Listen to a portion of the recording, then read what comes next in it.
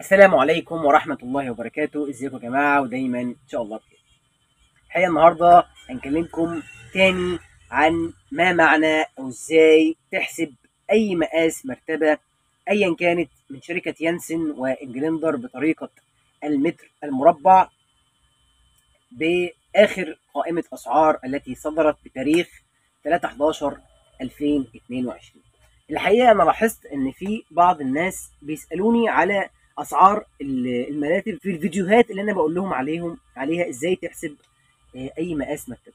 فاحنا هنا تاني نوضح لحضراتكم، انا ما عنديش ادنى مشكله، اي حد تاني هيسال برضه هرد عليه، ما عنديش ادنى مشكله، لكن انا هشرح تاني عشان اوصل لحضراتكم بطريقه اسهل ازاي تحسب مقاس اي مرتبه بدون انك تلجا لاي حد وبدون تسال اي حد. ده يسهل على حضرتك الوقت، لكن انا ما عنديش ادنى مشكله، انا دائما في خدمتكم ان شاء الله.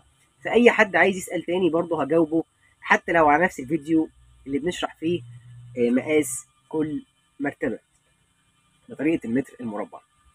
طبعا هنعمل سلسله فيديوهات كبيره ان شاء الله عن كل موديلات شركه يانسن، هنجيب موديل موديل نقول لحضراتكم ازاي تحسبوا بطريقه سعر المتر المربع ومواصفات عليه عامه سريعه، بحيث يبقى عند حضرتك خلفيه عن المنتج وازاي احسبه. الاول ده المنتج اللي انا عايزه، طيب احسبه ازاي بسرعه لو انا عندي المقاس كذا كذا كذا كذا. احنا عندنا الاول مقاسين، مقاسات متعارف عليها بتتحسب بطريقه المتر مربع العادي بدون اي زياده، ومقاسات خاصه. مقاسات خاصه يعني ايه؟ يعني مش متعارف عليها، غير متداوله. مش مثلا المصنع بيعمل مثلا 5 مقاسات، طيب انا عايز بقى مقاس مش في المقاسات دي. طبعا السعر بيزيد شويه. ليه بيزيد في سعر المتر المربع؟ عشان المصنع بيوقف انتاجه، في وقت بيزيد خصيصا لانتاج المنتج ده. الشاسيه ممكن مقاسه يتغير تبعا للمقاس اللي حضرتك طالبه، وهكذا حاجات كتير بتتغير، وبالتالي ده بيضيع وقت كتير، وطبعا بيبقى فيه مجهود اكتر، وبالتالي سعره بيزيد. عشان كده اسمه مخصوص او خاص. المتر مربع بطريقه عامه ازاي بتحسبه؟ وهو ان احنا بنضرب العرض في الطول في سعر المتر المربع، ايا كان بقى، عادي للمقاسات العاديه ومخصوص للمقاسات المخصوصه، في يدينا على طول الناتج النهائي البسيط التقريبي للمرتبه. يعني ايه المقاسات الخاصه بقى؟ ما هي المقاسات العاديه بقى وما هي المقاسات الخاصه؟ هنبدا بالمقاسات الخاصه. المقاسات الخاصه هي طبعا عرض في طول. العروض العاديه او العرض المتعارف عليه يبدا من 90 سم، متر، 120، 140، 150، 160، 170، 180 ومترين. الاطوال المتعارف عليها اللي هي ايه؟ 190، 195 ومترين. طيب اما باجي احسب بقى، هحسب ازاي؟ هختار مثلا، او احنا هنثبت مع بعض في كل الفيديوهات اللي جايه اختياري 120 سم. اعتبر ان عرض المرتبه اللي عندي انا عايز احسب مرتبه مقاس 120، فهجيب عرض ال 120 سم احطه في خانه العرض. طيب الطول عندي مترين او 195 او 190، اي من المقاسات العاديه هكتبهم. اما اجي احسب ايه؟ هكتب مترين بس، مش هكتب لا 190 ولا هكتب 195، عشان ما يبقاش في اختلاف في الناتج، لان هما بيتحسب على مترين. 190 سعرها واحد، على هي سعرها 195، هي سعرها مترين. هنكتب ايه؟ مترين، يبقى 120 سم في العرض، في الطول اللي هو مترين، في سعر المتر مربع العادي. هنا العادي لان ال 120 سم مقاسها عادي، فهكتب سعر المتر المربع العادي. يبقى عرض في طول في سعر المتر مربع العادي. كل موديل بيختلف، نجيب سعر المتر المربع بتاع الموديل اللي انا عايزه واحطه في خانه الايه؟ المتر مربع، يطلع بسرعه جدا سعر المرتبه النهائي. مثال مثلا ان انا هشتري موديل مثلا اكسترا جولد، ارتفاع 24 سم. هجيب الفيديو بتاعنا اللي انا موضحه لحضراتكم، الفيديو اللي بيوضح مثلا ما هي اسعار او ازاي تتعرف على ازاي تحسب اي مقاس لموديل اكسترا جولد.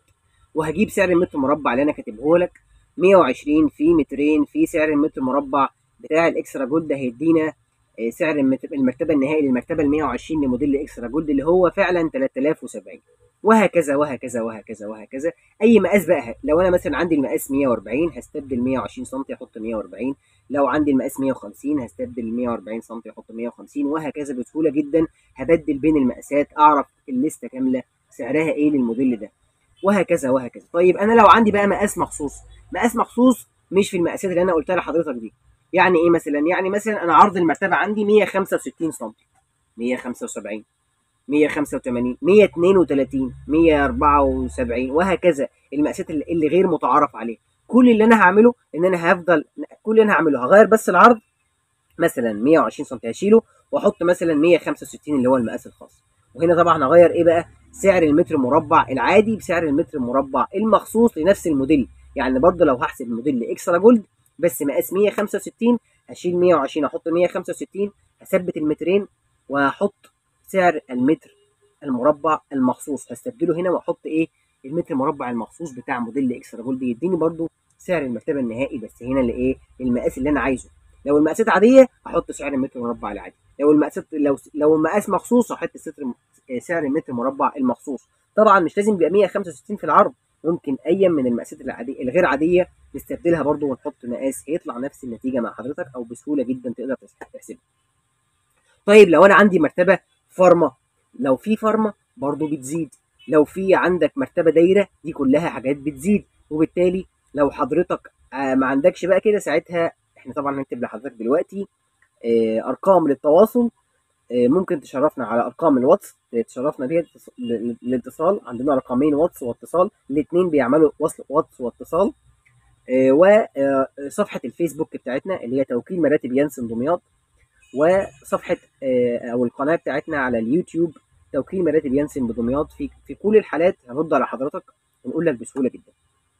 لكن احنا بنحاول نساعد حضرتك وما نضيعش وقتك.